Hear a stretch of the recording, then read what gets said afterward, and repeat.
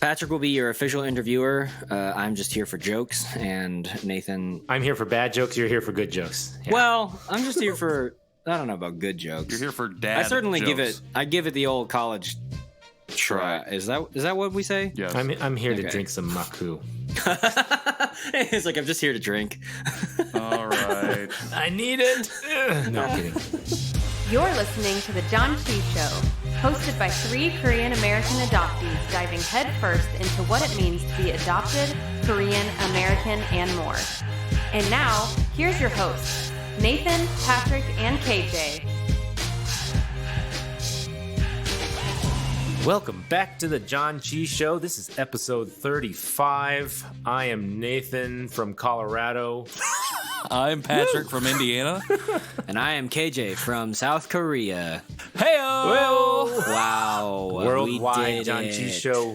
We are back with another episode, and Patrick's losing it because that's what he does. Because Patrick is drunk right now. Full disclosure. Patrick Full disclosure, we might have drank schlossed. slightly before this intro, but I look hot that's right okay. now. We have an amazing show, but before we get to our amazing show. Yeah, what you're hearing as the intro is the outro yes. of the outro of this current episode. So that's where we're at Inception. right now. You're gonna messing with everyone's minds now.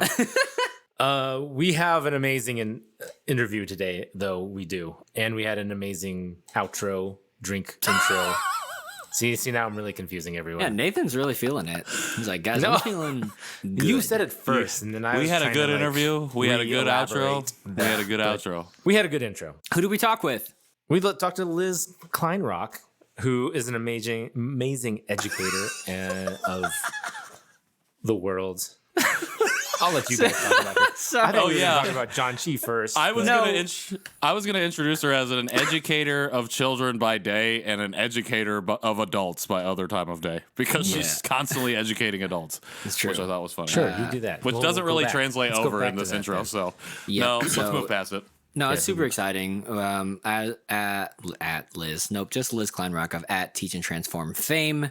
It is really, really fantastic to have her on the show. But before we do that, this is the intro, and we're not going to talk about anything Korean related because it's been a minute since we have the three of us technically have we're Korean related. You're right. But we're not related Koreans. Okay, nope. I like that. See that? Nice. You just took your shot, and then I just went up and goaltended. You just Dikembe Mutombo swap me? did. Yo, you goaltended me, so No, I still I just straight up scored. goaltended. So Yeah. I still scored. No. I don't care. It's good. Are those the rules now? If you get called for goaltending, they just count the and I points? shot it back up. Yeah, if you goaltend, you get the points. The team that That's I didn't know that. I know What? nothing about it's the NBA. automatic points if you go. All right. KJ don't do sports. Wait, how long has that been a rule? Forever. Since Oh, okay. I definitely goaltending didn't know was that. The rule. All right. Well, whatever. It's been a long time since we have talked, since we have caught up, and a lot of things have changed. Patrick got a new job. Nathan moved states and time zones, and also I'm still here in Springfield, Missouri, hanging out. So a lot of things have changed. Very different. How are you guys? I'm doing great. Thanks for asking, KJ. You seemed like you were suffering. I feel like I look really good from right your now. move. Like it was a large endeavor. Was it as large as you wrote on social media? Any move is easy. I mean, a move across the city is hard. A move from a house to an apartment, anything, even if it's next door, is hard. But yeah, I moved from California to Colorado with 3 kids and drove 3 days in a minivan. I mean, you made a whole adventure of your drive. We did. And We your- stopped and at a your couple wife. places, And your wife. and it was fun. And I have to admit, it was better than expected. Really? The kids actually. There was only a few meltdowns, which is again to be expected, but for the most part, it was very peaceful, and a lot of time the kids slept, and we sang a lot of songs. There may have been a few songs on repeat one too many times, but Was it Let It Go? No, actually they were singing like Into the Unknown. Do Re Mi from Sound of Music. But yeah, so we had a lot of fun, and it was a good time. And we got here, and now we are at my parents' house. We've been here for almost 10 days, and it still feels like a vacation because this is the first time that I've seen my parents in a year, in over a year. But B, it's like we're staying at their house, so it still feels like a vacation because of that. We're not in our new house yet, and But it's been fun. It's been great to play in the snow, which we lucky and unluckily got here right when there was some snowfall coming. It's currently snowing right now out the window, but they're loving that. They love playing in the snow. They stick their tongue out, which they've never done before, and try to catch snowflakes on their tongue. And so little things like that. Oh yeah, because they really cool. they would have never experienced snow really. No, the only time they ever have seen snow is at a fake snow event at their daycare. So What do they think? Which do they like better, the real snow or the fake snow? well, they like the real snow for sure. However, we didn't come prepared with the right amount of clothing, and so they are a little cold at times. Sure, and their hands were freezing and things like that. But it's all part of the process, right? Like, that's frostbite, kids. Exactly. Hey, welcome. Now you know. Don't touch it too much. There you go. Now you know. Don't lick that That's pole. funny. Well, I had to teach them about, like, see that over there? That's yellow snow. Yeah, don't eat it. Yeah. See, some animal came by. Yeah. Just don't touch it. You know, that's don't touch it. interesting. Don't touch it. Stop it. Put it down. You know what? Honestly, people talk about yellow snow, and I legitimately forget that animals also pee. And so I was like, yeah, some drunk person just peed in the snow, so don't eat the yellow snow. I'm like, no. It actually makes way more sense that animals just pee wherever they want. You just been going around assuming that it was just a drunk person peeing Some outside. drunk guy was just pulling down his pants. He's like, I got to pee here is fine. Well, So- I mean, that's pretty par for the course for drunk people. That is true. And we made Pull our their pants first down. snowman. And so we were kind of rolling the snow. And my parents have bunny rabbits bouncing around in the yard when it's not snow, of course. And they leave, of course, their little droppings. So as I'm rolling this ball of snowman, I'm noticing that I'm also collecting more than just snow. And so as I finished the snowball, the first base of it, I'm thinking, okay, guess we're not going to need any charcoal for the buttons. yeah, I was like, buttons are covered, and I'm going to go wash my hands now. Exactly. Well, hopefully you had gloves on. You weren't rolling the did. snow. Nope, out he with didn't. with They your don't have parents. gloves in I LA, had dude. gloves. Yeah. My kids The didn't They don't kids sell have those. gloves. We bought ourselves gloves, not our children. But how about you guys? How's your new job, Patrick? How are you liking Yeah, that? dude. It's great. It's great. and scene. No, I really, All right, I really so our enjoy interview it. with Lynn. I'm really enjoying it. I hate to say this because it's not. This critique of like working culture is not a critique on if you have a job anywhere.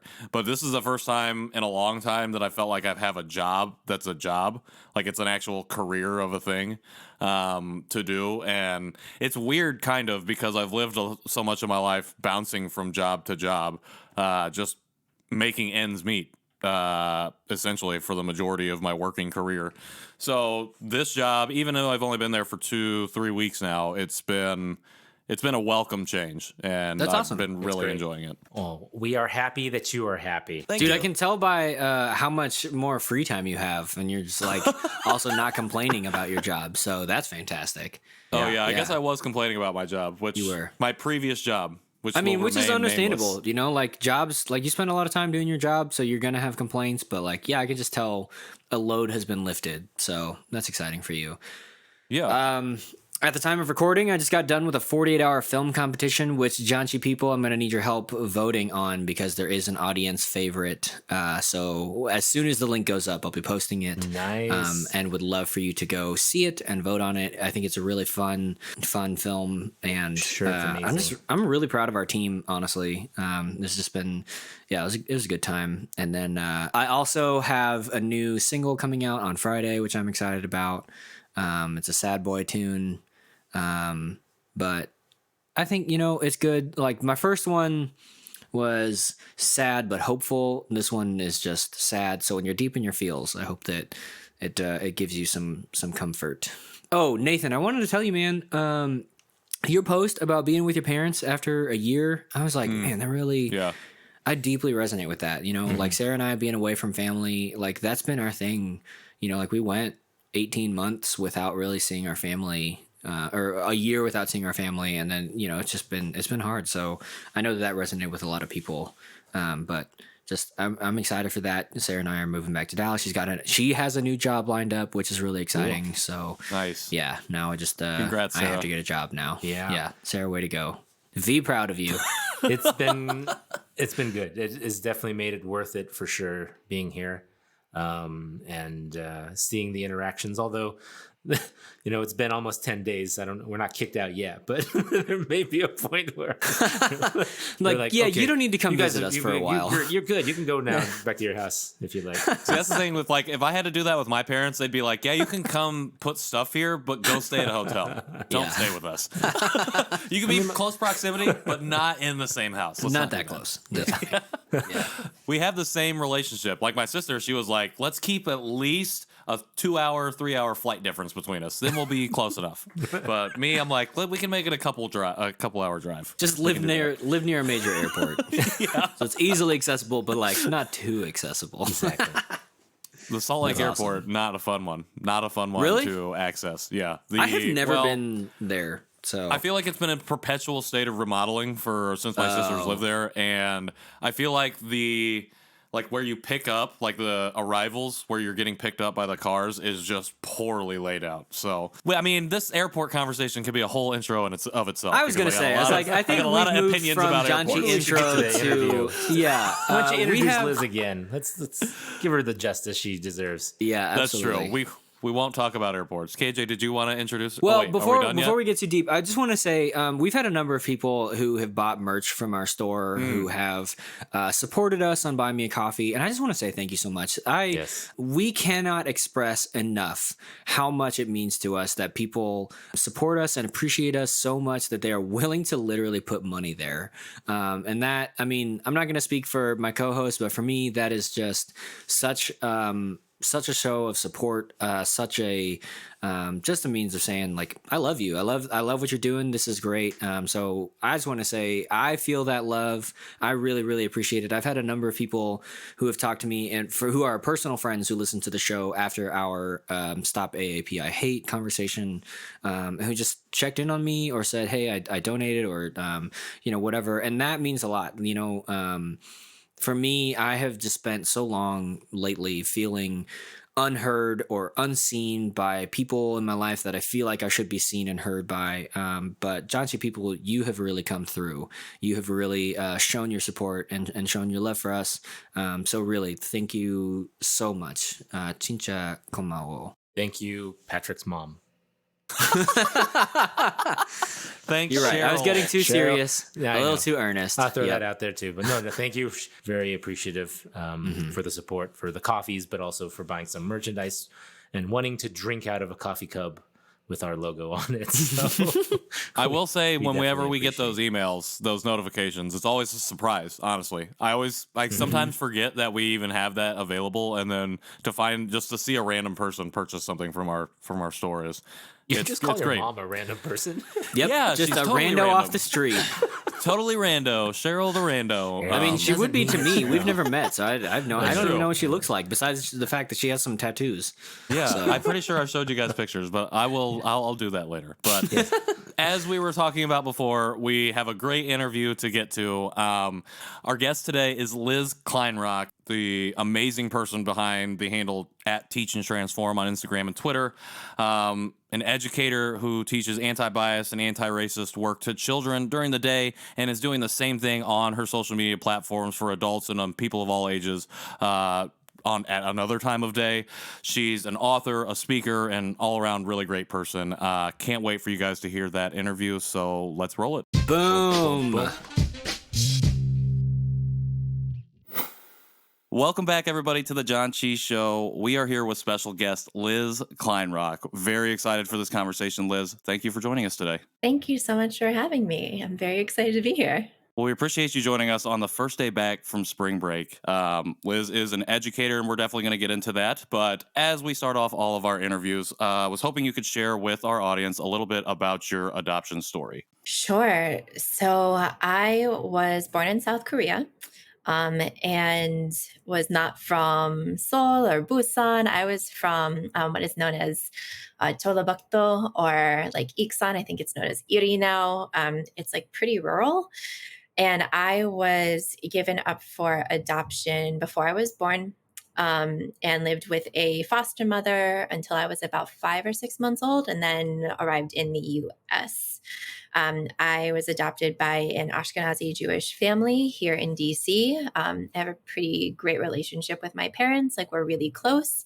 That certainly doesn't mean that there hasn't been a number of traumas or, imposter syndrome or anything that comes along with being adopted. But I know, like, very lucky and very fortunate to have a great relationship with them and be very close with them. So I grew up in upper Northwest DC, which is like a predominantly white quadrant of DC, even though it's known as like being Chocolate City, Cappuccino City. And the only other Korean people in my neighborhood ran the dry cleaners a couple of blocks away from where I grew up. All right. I went to an independent school in the city, and, like, counting, I can probably count on like maybe one hand, maybe two hands, the number of East Asian and South Asian students in my graduating class. I think I tried recently, there were maybe 7 of us total. So it really wasn't until college where I was around other Korean adopted people, Korean people like who grew up in Korea, or Korean folks who grew up abroad or in the States. It's actually the subject of a book that I'm starting to write, which I am also very excited about to unpack. But I think I just also got kind of off topic in my adoption overview. No, girl, it's your story. Just tell it. I also just got really excited that you said you're writing a book. Yeah, that's exciting. About that specifically. Yeah, I think that's like the overview, but I don't know. Do you want me to get into more detail? Nope, it is. No, that is however much or however little you want to share is perfect. Yeah. So to follow up on that, growing up where you grew up, like you said, predominantly white, were you grappling with your identity at that point, or was it after leaving that area when you first started to approach that? I mean, I was very much grappling with it while I was growing up here. I think I've realized so much more in adulthood just because I didn't have like the lens or framework or language to describe what I was experiencing and how I was feeling. My parents are great. They're very like crying, like liberal, progressive white folks, were also raised in an era where they believed that not noticing or pointing out someone's race was like the more polite thing to do. So growing up, I did hear a lot of, well, we never thought about it, from family members, like, you're just one of us. And it's like, that's very nice, I guess, like the positive intention is there.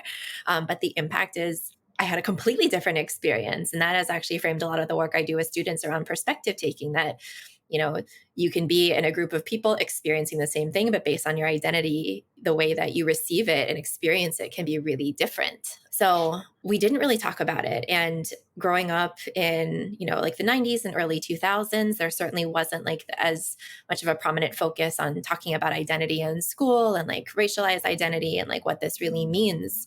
So like my dad has like all these ridiculous and funny stories of driving carpool, and I'm like the only Asian kid, all the other kids are white. And I made a comment, I think this was in kindergarten, of like, I'm adopted, I'm Korean. And all the other kids in the car said, well, I'm Korean too. And my dad is just like cracking up. He's like, they're not, but they just don't even know what it means. Yeah.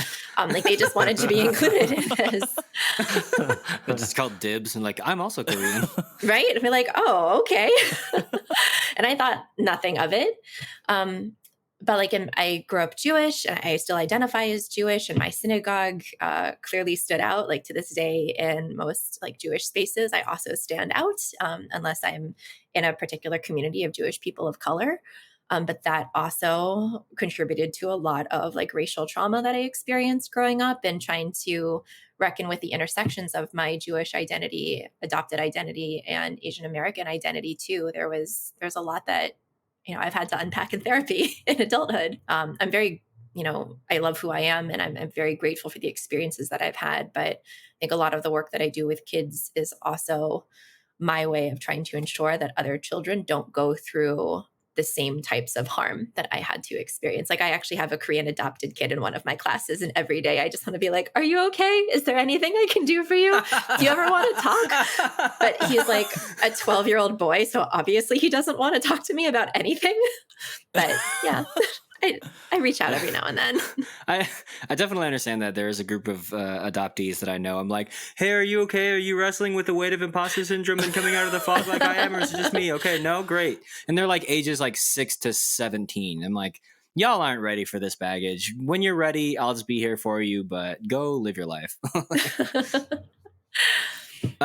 So I grew up Christian, as many Korean adoptees that I've met have been raised. And I was always curious about this. And I tried asking this at a synagogue that I visited, and I don't think I was smart enough to phrase this right. But I'm curious, like, being adopted into the Jewish faith. Judaism is, at least from my understanding, at both like a culture and a people and a religious practice, right? Like that they're all kind of intertwined and exist in a way that is really unique in my own worldview, right? So was that, I guess, a major impetus for some of that initial imposter syndrome? Like in the language of Christianity, there's a lot about being adopted into God's family and some of all that stuff, right?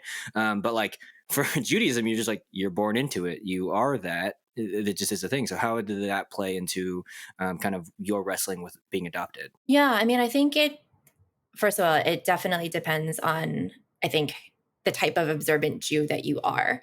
Certainly, if you are born into a Jewish family, traditionally, and like this is not how I see it, nor many progressive Jews see it, but religion is passed down through your mother's bloodline. So if you are like extremely, extremely observant, you might look at a Jewish person who is Jewish from their father's side and say, you're not actually Jewish. Interesting. And therefore, people who convert to Judaism are, in my perspective and that of many other Jewish folks, if you convert to Judaism, you are absolutely Jewish. More observant folks might say, well, if you are not converted by an Orthodox rabbi, then I do not see you as a fellow Jewish person.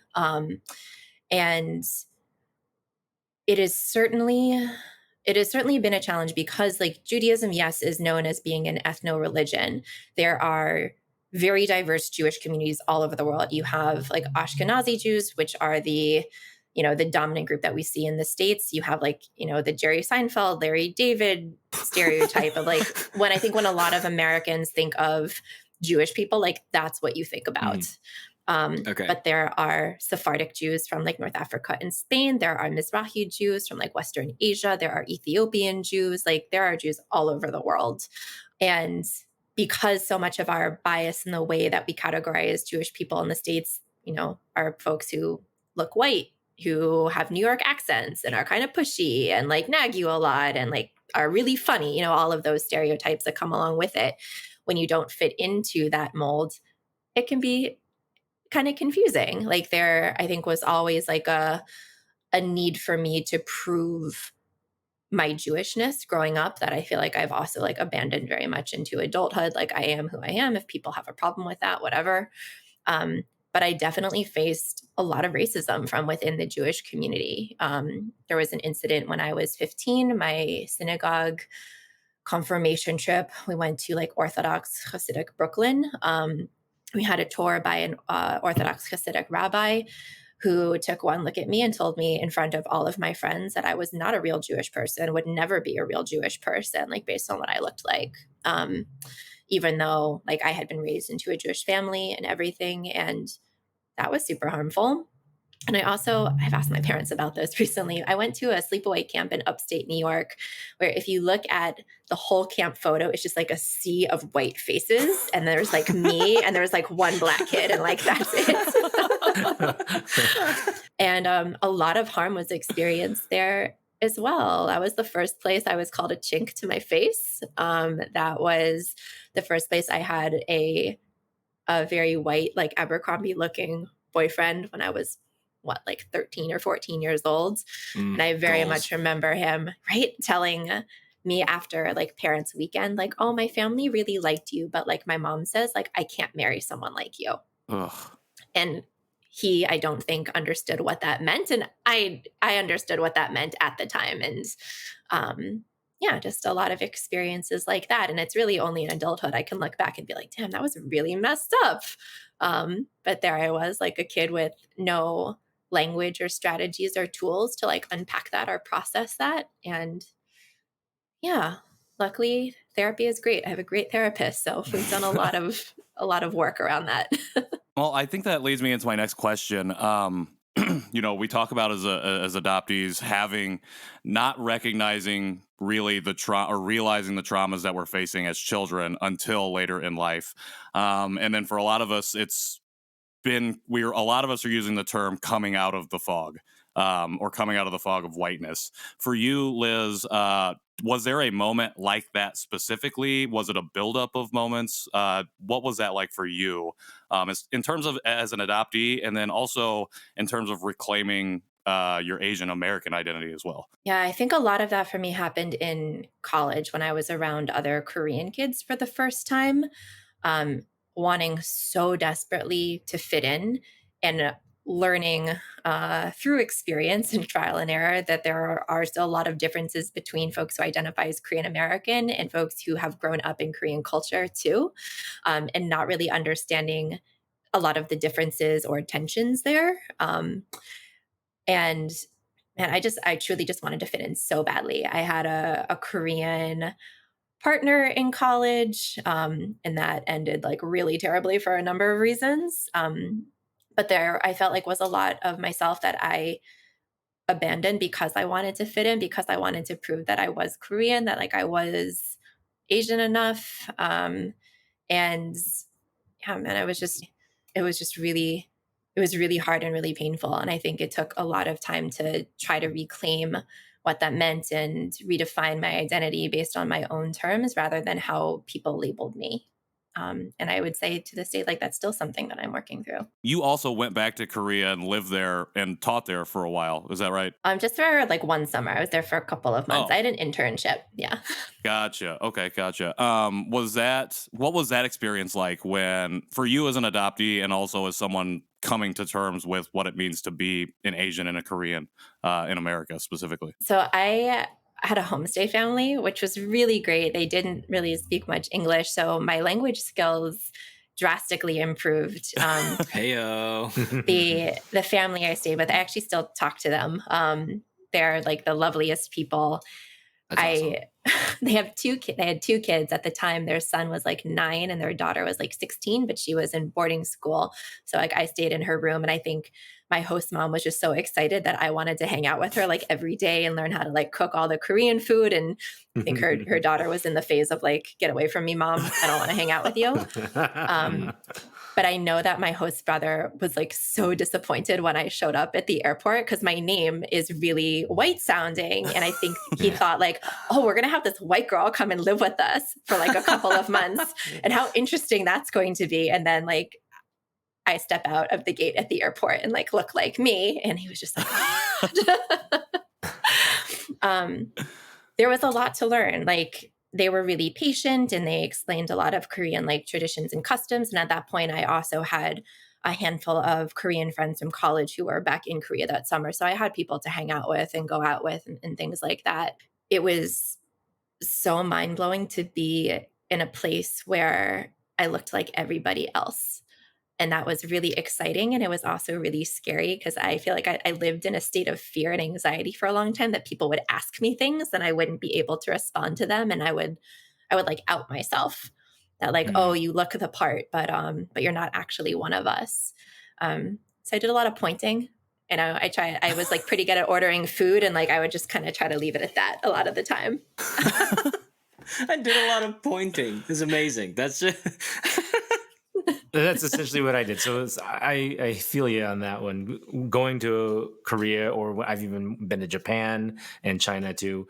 I always feel that way too. I'm like, oh wow, I'm surrounded by people that look like me, but when I'm actually like asked a question or needing to read something, I feel so like a tourist. I feel completely foreign and out of place. It's a weird balance of trying to feel in place and actually feeling out of place at the same time.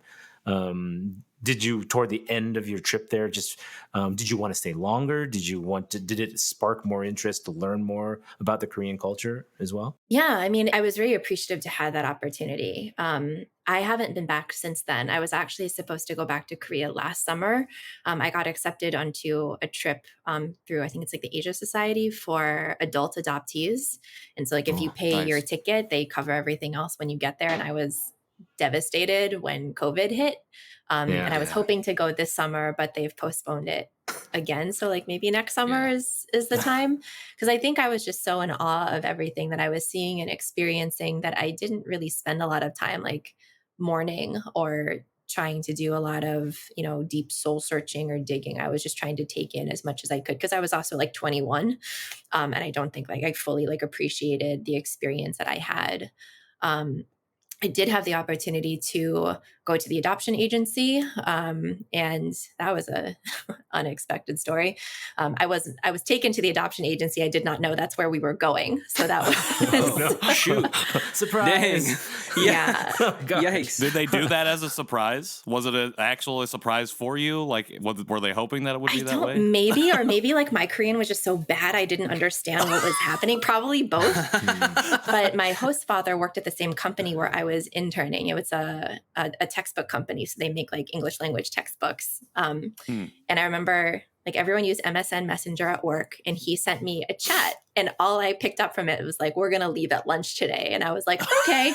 So he comes to pick me up, and we get in the car, and I think we're probably driving for a bit before I realized like where we're going. Like we're actually going to the agency, like where I was adopted from, and you know, like in Korea, like we love our melodramas, but in terms of actually like outwardly showing your emotion in public. So there's my host father, there's a social worker, and there's a translator. And like I'm sitting kind of between all of them in the office, and they bring out the paperwork and they tell me about like my biological mother and father and how they met. And she gives me this paper, and I can see like where my birth mother like filled out the form by hand. And it's like the first concrete piece of evidence I've ever seen that proves that she's like a person, like that she held this paper and a pen and like she filled this out.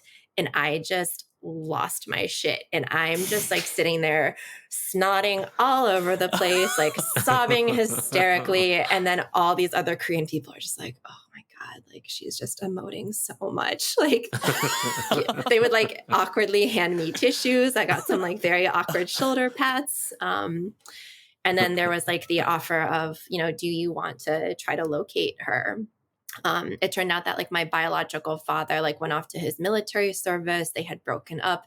So my biological father doesn't know that I was born or anything. And it felt kind of mean to be like 21 years later, like, surprise, you have a kid.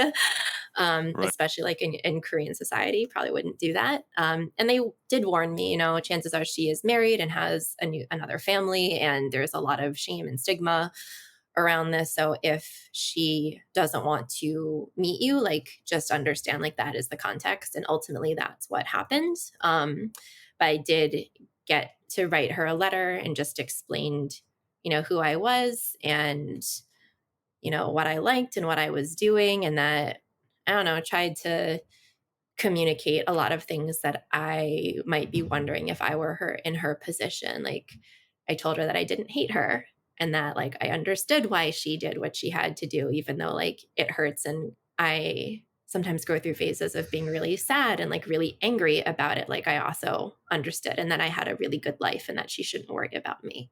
So there was a lot of like emotion wrapped up in that, but I don't know. And then they made like a comment, and a couple of other friends talked to me about this. That I thought it was so weird that at the time there was, I don't know if it's still on, some like reality show where they reunite adoptees with their biological parents, like in a daytime talk show. And they're like, you know, there's a lot of resources there. So if you really want to meet her, like this is an avenue you could go in. And I was like, absolutely not. This sounds like the worst thing ever. It's like the last thing that I want. Just did it, this paper? You want to do that on TV? No. Surprise again. Definitely not. Well, I really appreciate you sharing that. I was wondering, because as adoptees, I feel like we have this, as we come out of this fog and we start to question things around our adoptions, one of those things is the stories that we've gotten about why we were adopted. Did that, when you found out when you at the agency, kind of, you got to take a look at that report, did that line up with what you had known before? Did your parents not really have any information when they did adopt you? They didn't have any of like the backstory. We got like basic medical info, like their weight and their height and like where they lived, but that was it. think there was definitely some disappointment that my biological father like didn't know about me. But not much you can do about it. Yeah. It just kind of sucked. Yeah, Yeah. definitely. I am amazed listening to you speak at how often you think of the other parties that your life interacts with and how often you shift your paradigm to first consider that like, oh well, in Korean society it would be weird, or whatever. Like, I think understandably, partially, I mean, we literally have a podcast about it, but like, part of our thing in centering our stories is like the stories that we tell are people who are like, this is how I was feeling, whatever. And like, we are the heroes of our own story. And it is amazing to hear you speak and just be like, even though it is your life, you are not necessarily your own hero. You're like, well, what about these supporting characters in my life? And how can I don't know. I don't have a question. I just thought that I know how much effort and skill and considerate thought it takes to regularly do that, so much so that it is a habit. So I just wanted to say that I appreciate that. Thank you. I mean, I would also credit a lot of the people that I've come into to interact with in my life. I had a counselor when I was young, like probably middle school age, when I was having a rough time with dealing with being adopted. And just like this was at camp, I had like kind of a meltdown about, like, does my biological mom like even know me, or does she think about me, or does she like move on with her life? And one of my counselors, who was probably like in her early 20s, like took me aside and like we had a talk, and she told me that when she was a teenager that she got pregnant and she had a baby and gave her baby up for adoption, and that there was never a day that went by that she didn't think about her child. And I don't know, that kind of just like reinforced at like a really young age of like, oh man, like there's, I don't know if I certainly didn't call it trauma at the time, but there is like loss and there is pain that is experienced by all parties. I would like to think that no parent would want to give up their child. Like if they had the support, if they had the resources, I don't know. I don't really blame her or anything like that. I don't have a lot of anger. I feel a lot more anger at a society that is structured in a way where a single unwed woman feels like she has to give up her child. Like that is the only option. Like that's what makes me angrier. One of the things that I really appreciate about what you do, particularly on social media, is diving into the history of things and really breaking it down, even if it's at this entry level for people to like actually go and start doing the work themselves. I really appreciate the way that you're able to put what you've learned and everything that you've gained over the years into a form that's palatable and digestible for other people, even though we should already be digesting that. For me, one of the biggest catalysts of all of this journey has been searching through the history and doing research about adoption, specifically in the system of adoption and things like that, and learning about adoptee experience. When was the first time that you really looked at the systems of adoption as being like quote unquote issues or issue causings, particularly when it comes to like imperialism? When was the first time that you really started looking at it in that sense? Probably in like my mid-20s, like grad school, like mid-20s, late 20s. It took a while to really figure out how all of these different systems are intertwined with one another. Like I had done some research around why Korea was like the main exporter of adopted children for such a long time, and how that legacy is tangled up so much in like saviorism and in religion. And like I remember even asking my parents, like, why did you choose a Korean child? Like, why there are other people adopting kids from Central America or, from Russia or from Africa? I guess there were like stricter like health regulations or something around Korean kids, or maybe like certain systems were easier, or I don't know. Adopting a kid is hard. Like the criteria, the boxes you need to check are pretty wild, and it's very expensive too. And it's gotten harder too. Yeah, A lot and harder.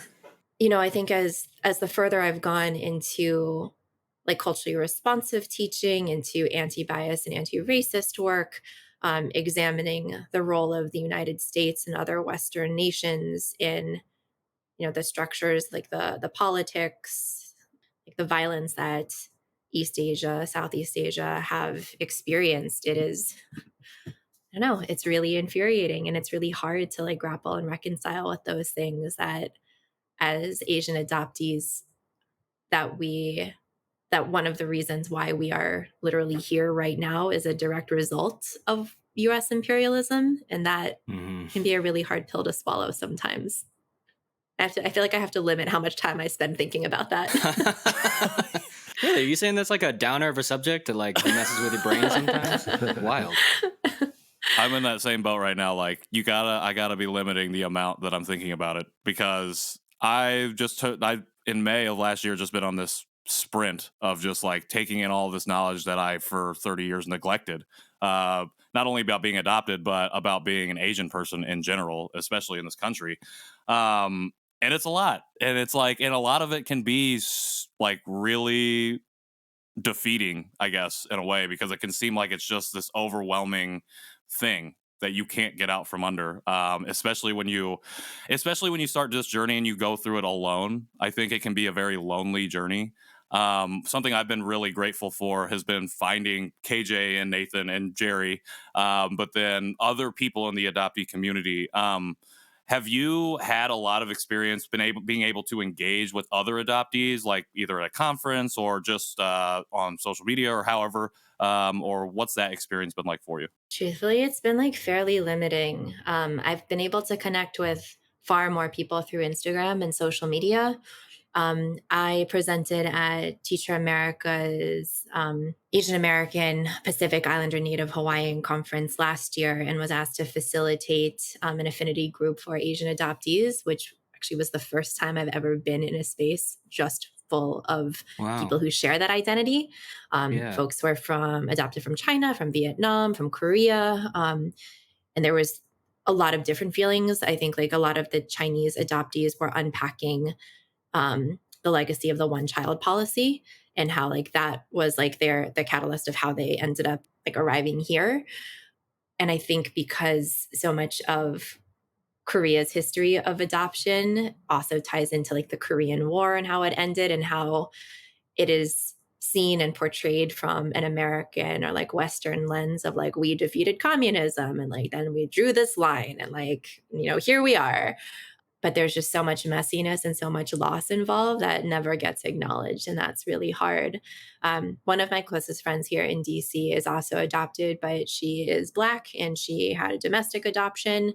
So there are a lot of things that we certainly get together and talk about and commiserate on, but there are also a lot of differences too. But it is nice to be in community with people who are just like, I get it. There's a lot of unsaid things that you don't need to say, that which is really nice to not have to explain it to people. Yeah, I feel like just being with people who get it. And that's the thing with the pandemic is like starting this journey at this time has been both a blessing or curse and a blessing. A curse because I can't go meet everyone in person, but a blessing because I've been able to meet so many more people and sit in on conversations where I don't have to sit and explain what it means to be adopted. It's more like, let's talk about, you know, how this made you feel. You don't have to give all of the precursor to like leading up to it. I wanted to ask one other thing about all of this stuff. Like you said, it informs kind of the way you approach education for kids and perspective-based education. I was wondering if you could just talk a little bit about that specific type of work that you do for education, and then actually, I'll follow up with one other thing after that. Sorry. Sure. Nice. I told you I didn't know what I was doing. I told you I didn't know what I was doing. The last question. We have one last question and then one more last question. Yeah.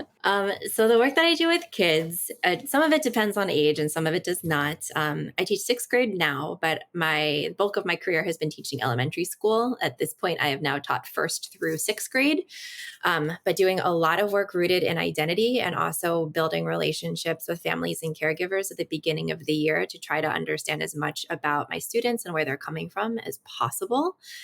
I have had a lot of really negative experiences around like name projects and like family tree projects as a kid.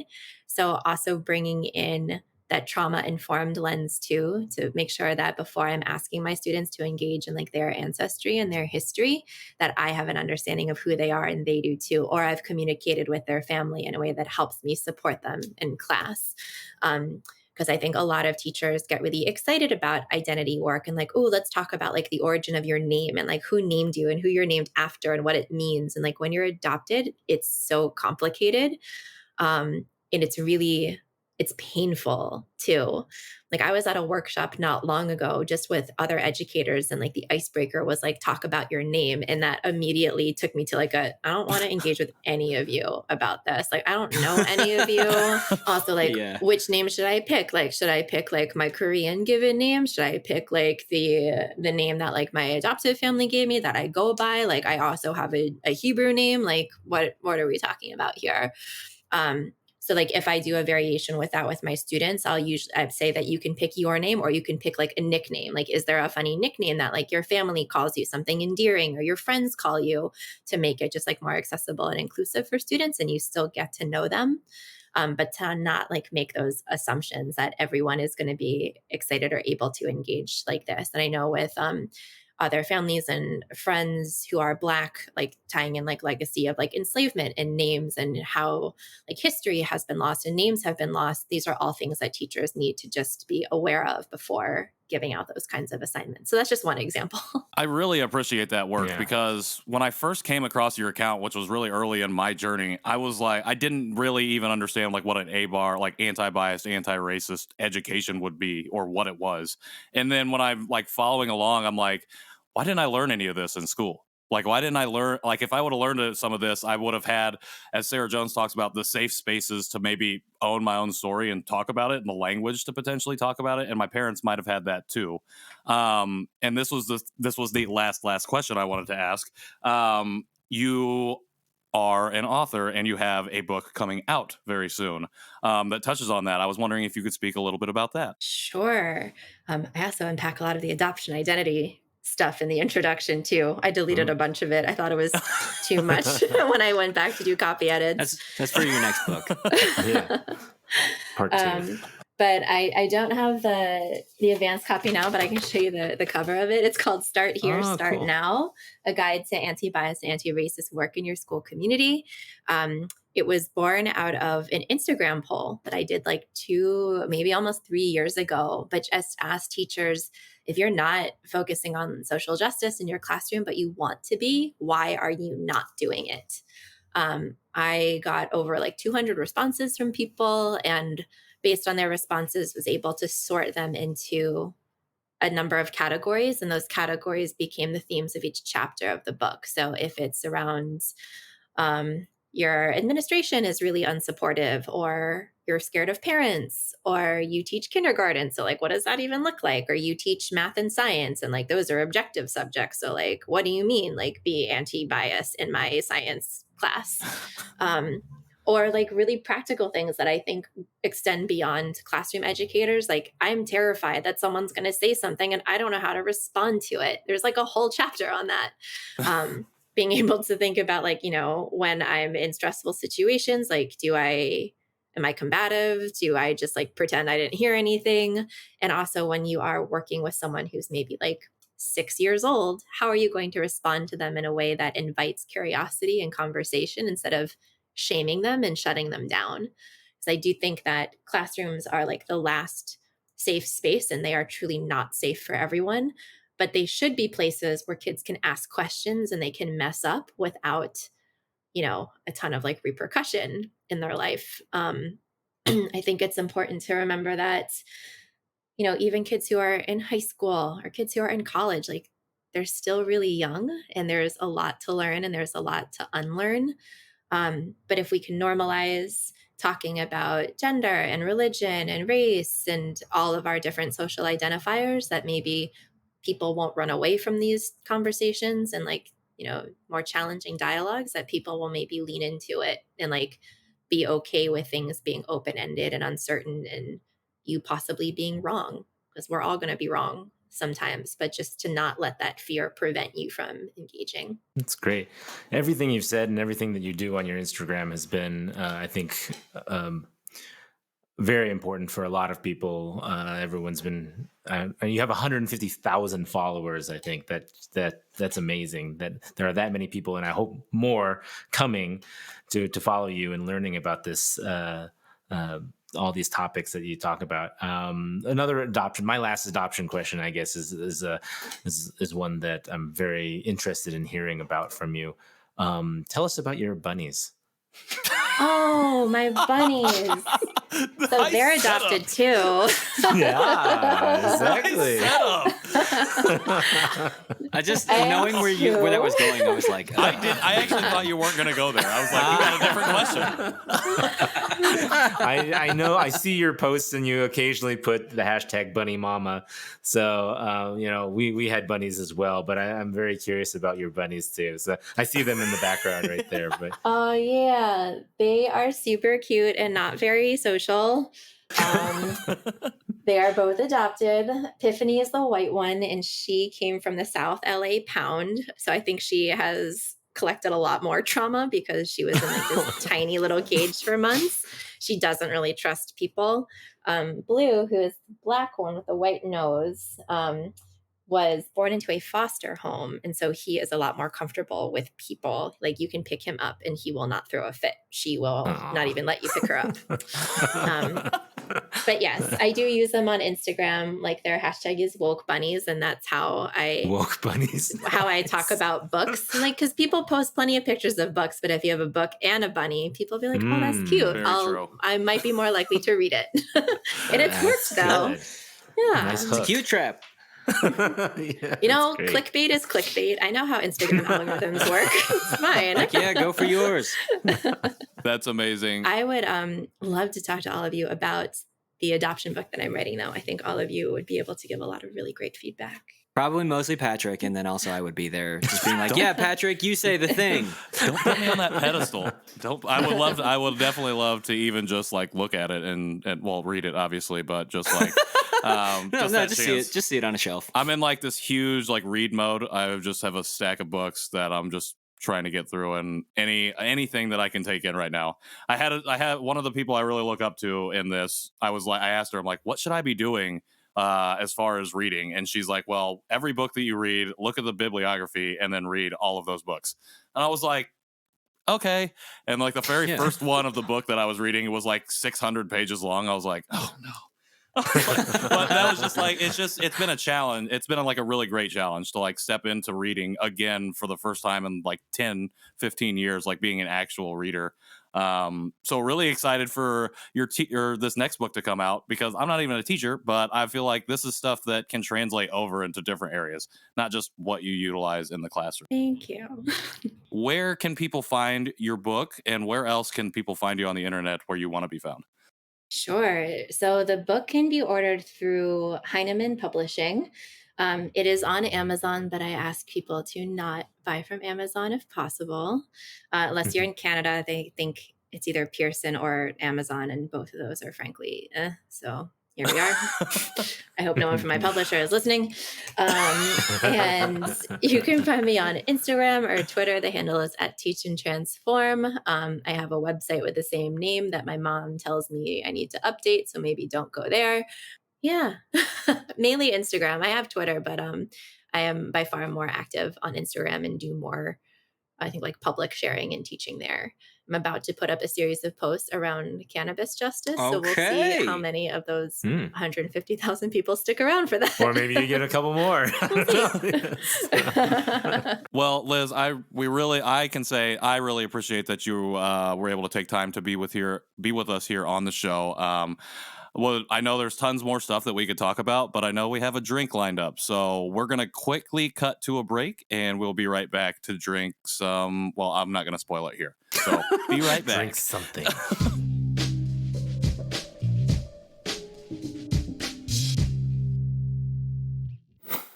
Welcome back to the Janchi Show. We are drinking a Korean alcohol.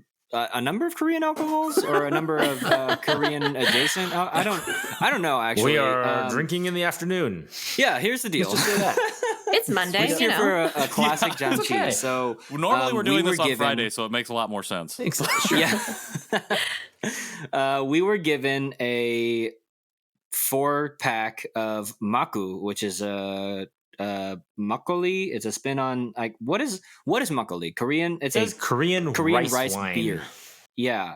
I don't know that I've had the original, but this 4-pack came with a number of flavors. There's the original, there's mango, there's blueberry, and passion fruit, which is the one that we will be trying today. And then I will immediately be trying the original flavor so I can know what it's supposed to be like before the flavor. Question for the people in the room: is this the thing that's always served up in those giant glass jars and all the K-dramas that I be seeing? Jerry nods his head silently. Yes. The answer well, the is stuff yes. that I've seen, so I've had it before, the actual makgeolli, and it's like a cloudy white liquid in a bottle. So it Not looks murky. not murky. It's cloudy white. I didn't It's even say completely anything. different. That's why I'm lame. explaining what it is instead of Patrick. Yeah. Just fire me it from the looks show like if already. you've ever had the certain types of sake that have the unfiltered in it as well. It's very similar. So, but this is rice wine. I like the packaging though. Not only did it come with this cool, it's a very minimalistic packaging design. It came with some stickers, which I thought was really nice. Little white stickers that I used already. So I like the packaging. I like the feel of the can too. Not to go all weird on it, but it's like all matte white. So I don't know. It just feels nice. Korea's oldest alcoholic drink, according to the can. And it does have some Unfiltered, instructions. shake, and joy. And it says it's born in New York City, but brewed in Korea. So they're not actually brewing it in New York City either. So For our listeners at home, they Basically know we me. can read because we were reading directly off of the can. yes. Nailing Oh, I'm the so cans. curious about this whole shaking thing. I cannot Yeah, wait to I see don't- what happens We here. should I'm do just three kind of different gently types of rocking shaking. it A back and gentle forth shake, because a big shake. Patrick is and going then- hard in the paint Gosh, on I that just shake. turned mine upside down. That's what it I just says. did All right. this. That was my shake. I just So clipped I'm my hoping Shake nails. does that's not enough. mean go Open like this. this. Shake means get a shake. I'm a in. little worried. One time I move shook away from a my Hawaiian computer. punch, and I'll never do it again. So Perfect. You shook your... Wait, you're worried because you shook Hawaiian Punch one and time? it exploded everywhere. You're I even ridiculous. wrote the company, and they sent me a free coupon. Oh. Okay, moving on. So. It bubbled over. It So bubbled Wow, over. somebody spilled got some all over the bubblies place. and is going to need a rag. It's amazing. All No, right. I have a carpet, so it just soaks right up. It's fine. Yeah, Makkú. see, that's what I So- was worried about. Should I get a So towel? delicious. I just tried it. Oh, okay, I'm good. This is pretty good. All right. Come back. Yeah, this passion fruit flavor is no bomb. explosion. So big shout out to Carol Pak, who is the founder, who also just got married. So felicidades. Congratulations, you can- Carol. Campé. Mazel tov. Congratulations, Carol. Hooray! I don't know why I went with Spanish, but whatever. Ooh. That is what it is. You can listen to her episode on Dear Asian Americans. Is it episode 41? Yes. Jerry is lost. You in the should look goodness He's in of Makkú. bliss. He doesn't even know. Am I being is it included episode for this? 41? Do I get the? I'm only included for the drinking episodes. Yeah. Jerry's like, Go oh, is there figure. For alcohol? long-term Oh, fans of the press Janchi me. Show. What a coincidence. He only shows up when they drink. Why?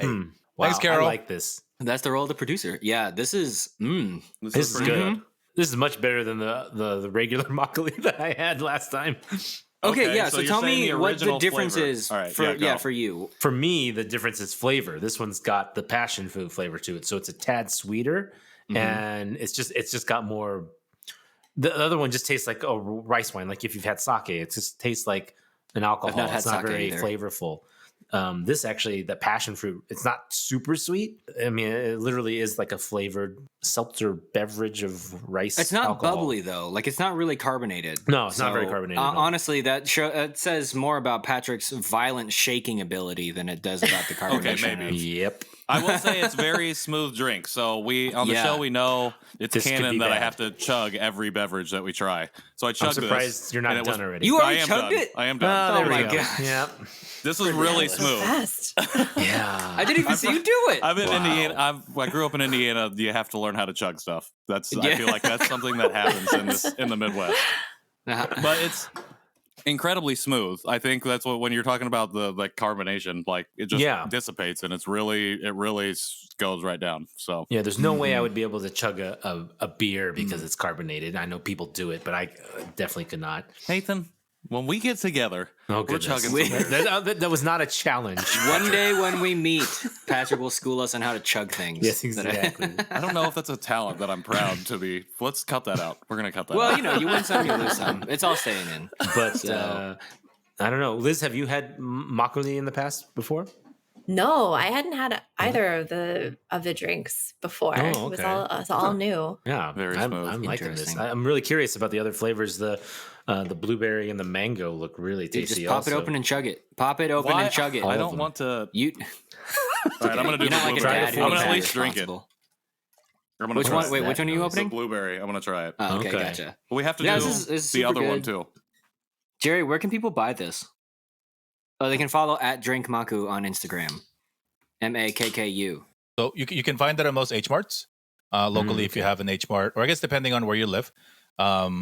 If you knew or didn't know, alcohol in our great country is regulated by 50 plus different legal codes because it's a states' right, and so it's complicated for folks to get it distributed. You can also find this on craftbeerkings.com for nationwide delivery, but direct nationwide delivery is coming from Makkú soon because I believe they're working with the same people that are working that Lunar, the team Lunar is working with. Can they do direct delivery? So I like the direct delivery that they do. So that's a Yeah. good. That's a good feature. I know there's some states that don't allow it, but sorry. Thanks, Nathan. I thought you were gonna say Thanks more. for He was that. like, I well, know it's gonna say, sucks. sorry to use it in those states. I But don't know what else luckily- to say. But luckily, the five of us live in 4 states and a district where Exactly. delivery is possible. Yeah. And so, sorry, Michigan, but to everybody else, hope you can enjoy this at some point. It may be because I chugged the passion fruit, but this blueberry kind of tastes like the passion fruit one. That's it's a definitely good because thing. you chugged the passion fruit. I think That I is my You didn't palate is savor a it. little- 1,000,000% Exactly. your fault. I have that problem. We've What is discussed that the issue I have sugar here on the show because I eat everything too quickly. It's an issue Ooh. that I have. The mango has got more. Okay. Yeah, I so- will say this is really sweet without being like obnoxiously sweet. Right. Like so it's perfect for me. I think it's probably the same level of like a flavored hard seltzer, Mhm. which we actually have that Oh, to yeah. try as well. Let's do right? that. So Before I get too far into this other one. yeah. So this, if you follow us on Instagram, you've seen us try this live with their founder, but this is Lunar Hard Seltzer. Mhm. We were given 3 flavors. There is, I almost said kimchi. That's not right. There's lychee. Kimchi. There is Lychee. Korean plum, and there is yuzu. And Which lychee. all 3 are delicious. I have now tried all of them. They're really, really good. But so it's like if you're trying to expand your flavor palette, if you're trying to be more hipster than you already are, grab yourself a Lunar. Was that an official plug? I don't know. I mean, that's how I'm gonna pitch I it, feel like that 'cause was the this- most neutral commercial I've ever heard. I just realized the Lunar has the similar matte feel to it too that I like. Yeah, the cans are very pretty. Yeah. He's They're just like, really I'm lost in nice. the packaging of it. I like the This packaging. I is mean, come a on, the gorgeous, Lunar even has brilliant, that cute little beautiful- symbol there. I don't know if you can see. It's got a cute symbol. I don't know. I'm all about packaging. I also noticed, which we didn't get into, but the mango of the Makkú is going to be 26 Bro, there's grams an of accent sugar. over the A. It's So that's gonna Makkú. be- Makkú is going to be really Yeah. sweet. We are a So I'll have to mess. try that one later. Let's try This this. is great. Lychee. I've been pronouncing it wrong, apparently, my whole life. I've always said lychee, Well, it sounds like you've always been wrong. apparently. We've already talked about Lunar before. So what are you guys rating? Let's talk about ratings. Oh yeah, real we do quick ratings. for I was like, Makkú. how do we end the show? We do Or as ratings. Nathan calls it, Makkú. Makkú. Makuna Matata. So it's Makkú. All right, Nathan, what do you got? 5 out of 5. No hesitation. It's good. I drink it again. I'm trying not to drink the rest. It's 2 o'clock. Wait, what? I Ah, got man. kids. Live it up. You are a dad, I guess. Your tolerance is probably pretty shot. And I'm in high altitude now, guys. Yeah. So Oh, I forgot about that. I forgot I'm about that. looking out a window right now. It's Hits like a snowing. hammer. Yeah, that's, I forgot about that. All right, Nathan's going 5 to out of 5. KJ? Yeah, also 5 out of 5. This is like the perfect alcoholic beverage for me. It's not like so strong that I'm worried about just like flushing red in 10 seconds and then feeling bad the rest of the night. Like it's great. It's super drinkable on its own, would be a perfect complement to a good dish. Yeah, I love it. So 5 out of 5 will repeat. Liz, you had tried this right before? Yeah. Okay, perfect. What about you? Passion fruit, anything is always great. Like if I can find a passion fruit flavored whatever, I'm here for it. So I echo what everyone else said. Perfect. I'm going to give it a 5 as well. 5s across the board. 5s across the board for chuggability specifically for me. But flavor and everything else also 5s, but chuggability. Perfect for the Midwest. Thanks for asking, Patrick. I also rated a 5. Oh, sorry, Jerry. Sometimes you're in and out. I forget. So Jerry also gave it a 5. You still a 5 here, Jerry? out of 5 out of 5. We haven't rated Lunar though, so we've talked about it. But what would you guys rate Lunar as? How many moons? How many moons? How many Also lunar 5. moons? Yeah, 5 out of 5 as well. Yeah, I guess we didn't have an opportunity. I love hard seltzers because that's just apparently my brand. And so having one that is specifically Hipster. like Korean flavors or Asian flavors, like I'm all for that. So 5. I'm gonna say, you know what? I'm Don't gonna do it. retroactively give this to both 6 out of 5. I knew you were gonna do that. Wow. Because I love snacks. Don't get me wrong, and it's not like I'm just like I don't actually drink that much alcohol in my life. So finding the right thing that I choose to drink consistently is really difficult. But like Makkú and Lunar both are like these are amazing. These are dangerous for my beer belly or lack thereof. You know, like I would gain a lot of weight drinking I didn't these, look at the but it would be calorie worth it. content. Did you just Don't low-key look at the burn calorie me? content. Yeah. Yeah, don't look at the That's like a calories. soda. Don't count those calories. I would say too that if you like sweeter drinks, go with the Makkú. If you like the less sweeter drinks, go with the Lunar. That's my observation. Okay. We're gonna I land think that Lunar will be pronunciation. like drink of the summer because I mean hard seltzers Mhm. are just so refreshing. I like the yuzu. I know that wasn't everyone's here. I like citrusy things. So if you have like me too. citrus and it's cold and it's bubbly, like I'm there for that. I'm gonna I have to agree. revisit that one. That was probably my least favorite, but The not yuzu? that they were not that that was bad. I liked it, but not my favorite. I for think sure. the I don't think you could yuzu- really tell because you chug them anyway. So come on, why are we even That's listening to true. your reviews? That is very true. No, I think the yuzu is good. It's like a really subtle flavor. You know what I mean? Like that's how I think of it. Whereas like lychee and plum both like kind of smack you in the face with their flavor, which I, as a not very drink connoisseur, like that's just not a thing. So I'm like, I kind of need to be hit over the head with flavor. But yuzu is really nice. It is refreshing and light. It's just a little more subtle. So that's why I like the other ones more. And speaking of that, you were mentioning, Liz, that you love passion fruit stuff. I actually typically don't like passion fruit stuff. I find it too Where are I y'all don't know. eating all this passion fruit? too strong and too bitter or pungent. I don't know what's they're not pungent. What's the word?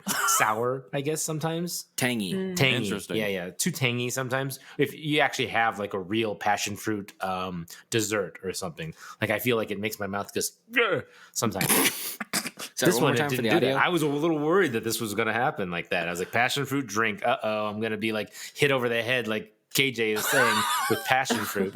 But it wasn't. It's a mild passion fruit. It's really, it's. I don't know. I like it a lot. So All right. Well, Liz, thanks so much for hanging out with us today. We kept you much longer, I think, than we initially had planned to keep you. So I really appreciate it. Again, just for our YouTube audience, I guess, could you just tell everybody where we can find your book and where we'll be able to find you on the internet? Sure. You can find me on Instagram or Twitter at Treach and Transform. My book is called Start Here, Start Now, a guide to anti-bias and anti-racist work in our school community. It's so long that sometimes I have to like check the title as I'm saying it, which is not a great look. But that is published through But it is a Heinemann great Publishing. book. Thanks. I got your If back, you see it, Nathan. it's got a big orange arrow on the front. That's Perfect. the most distinguishing feature. Excellent. So look for that big Please buy orange it. arrow. Please buy it. You will definitely be able to find that in our show notes, linked down at the bottom. I'm pointing down. No one can even see my hand because I can see it in my camera. Anyways, you can find us at Janchi Show on all the social media platforms. You can send us an email to janchyshow@justlikemedia.com. Please join us on Facebook at the Janchi Show After Party and go to janchishow.com/support to support us in any way if you want. People are buying coffee mugs right now, and that's awesome. Yeah. So keep buying those. That's great. Actually, I will you don't say have to buy they them don't if you have to want. be coffee mugs. Yeah, you if can you buy don't drink whatever you coffee, want. you can we put have whatever beverage you stickers, want in the we'll have mug. shirts soon too. So yeah. Ooh. And soon Patrick's going to be available for your hiring on Cameo.com. Yeah. Yes, I will also. You're going to hire him and and wish happy birthday. Soon Yes. be available Patrick for will give you Cameo some hires. shout-outs. I'm at Yes. a Nice. $5,000 a minute rate. So Dang. just to let you know that I've got a lot of demand. You can but find Nathan on onlyfans.com/nowalkphoto. Find me buriedinsnow.com. buriedinsnow.com. But JK. yes, you can find me in Colorado now for all you listeners, or on Instagram, nowalkphoto or nnowalk on my personal account. You can find me at Patrick in the World. You can find me on the internet at KJ Relke, ROELKE. Please find me if you want to. Oh, I have a new single dropping on Friday, so if you want to, check that out wherever you stream your music. It's a sad boy song because that's all that I can write. Ooh, I'm excited for that. Well, And as a parting thought, I am so excited because this is the first time 4 of the Asian Americans guests have performed or coordinated a show together. Wow. And Check all us out. for and for Korean adoptees whose voices need more amplification and more stories told. So this has been really special. One, to be friends with all of you, but to hear this conversation. And I know, Liz, we even talked when we were recording that there are things that I will never be able to understand and resonate with. And so I am so glad that you got a chance to talk with the guys and to share stories in a way that only you guys can. And so it's been a real special treat to be, a part of y'all journeys. And thank you for bringing so much joy and happiness and education to my life as well. So this has been a lot of fun. Aw, Thanks, man. Jerry. This is actually the backdoor pilot for when Liz joins the show. We finally get some dang diversity up in here. Yeah, Patrick, we've been looking for ways to replace Patrick ever since we started. yeah, if you Since can't He episode gets tell, too big for his I'm britches. not and wanted like, here well, on the he's show. like, I don't forget want to you, be here. Janchi Show. I've got my own publications, and then Okay. All right. Okay. Well, I can't think of a better way to end the show than that beautiful note from Jerry, cutting out everything that just happened in the last 5 seconds. because you referenced it, so now I can't cut it out. Janchi, heyo! Okay, we'll see you next Wednesday. Goodbye. All right, great. That's